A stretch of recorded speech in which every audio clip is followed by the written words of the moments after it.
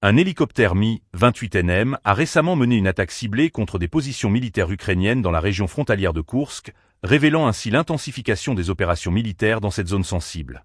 L'équipage de cet hélicoptère a réussi à détruire un bastion ennemi ainsi que du matériel militaire, marquant une nouvelle étape dans les hostilités entre les forces russes et ukrainiennes. Selon les rapports, les pilotes ont effectué une frappe de missiles précise, s'appuyant sur des coordonnées fournies par un mitrailleur de l'avion. Cette coordination a permis de toucher des cibles stratégiques, infligeant des pertes significatives aux forces armées ukrainiennes. Après l'attaque, l'équipage a pris des mesures de sécurité en manœuvrant habilement pour se protéger contre d'éventuelles représailles. Ils ont déployé des pièges thermiques, une tactique visant à brouiller les systèmes de détection ennemis et à éviter d'être ciblés en retour.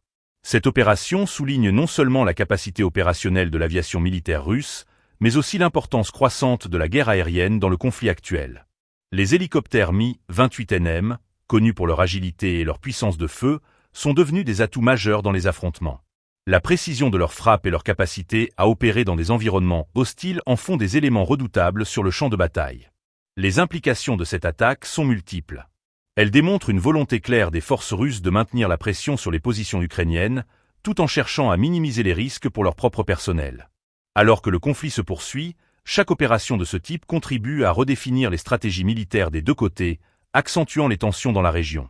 L'augmentation de ces frappes aériennes témoigne également de la sophistication des capacités militaires en jeu. Les forces armées ukrainiennes, face à une telle menace, doivent constamment adapter leurs tactiques pour se défendre contre une aviation toujours plus performante. Ce cycle d'attaque et de contre-attaque pourrait avoir des conséquences durables sur la dynamique du conflit, rendant la situation de plus en plus volatile.